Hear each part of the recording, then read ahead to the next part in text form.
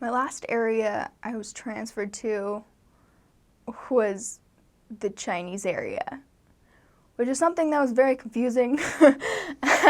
I was called on an English-speaking mission, and missionaries are only called to English or Spanish in our mission, but there are actually 5 or 7 different languages that you can be transferred into the area to, and they're just like, good luck. Like, go forth and do your best. And I was grateful to have a companion who was actually fluent in Mandarin. She was from Taiwan, and just one of those happiest people ever. But that area was hard. And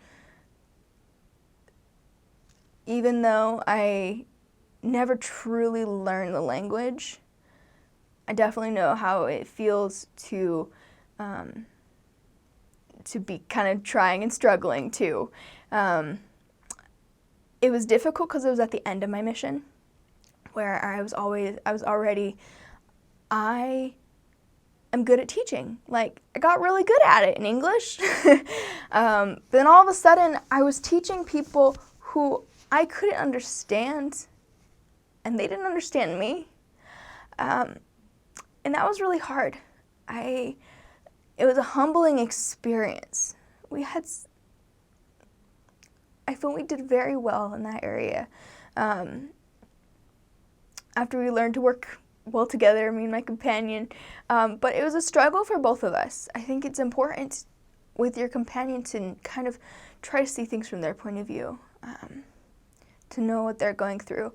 And she could understand me because she learned English for her mission. She understood what I was going through a little bit, and I felt terrible because I couldn't help her very much with teaching.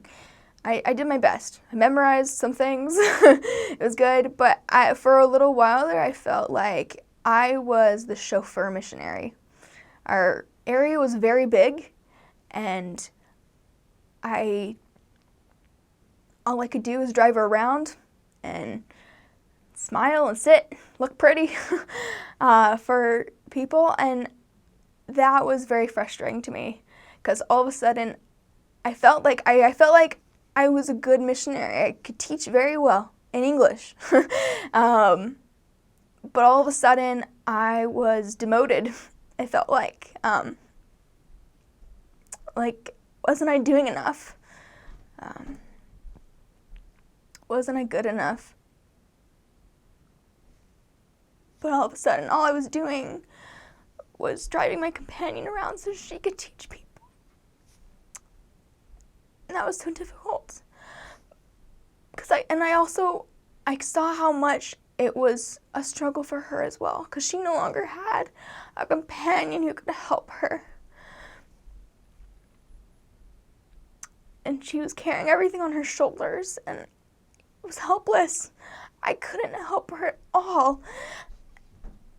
And that was very difficult for both of us. And I think that is so important in a companionship, is to understand what the other person's going through, to do your best to see things from their perspective.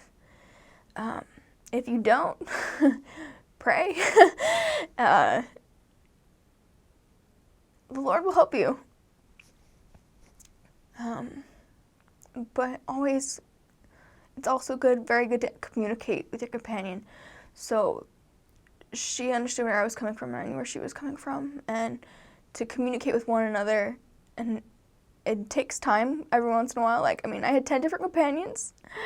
Every single time you had to learn how the other person works. And there's a learning curve, but eventually, by the end of at least one transfer, you kind of know how the other person works, and it's okay, it works out in the end. And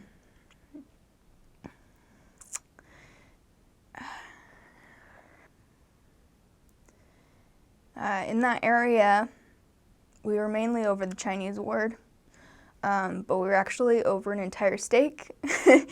of English people as well, but it was hard because there's not a lot of work with the English people. It's a very rich area in Monument Park. Beautiful, wonderful, nice people. It was just tough though because we didn't have a lot of teaching to be done there.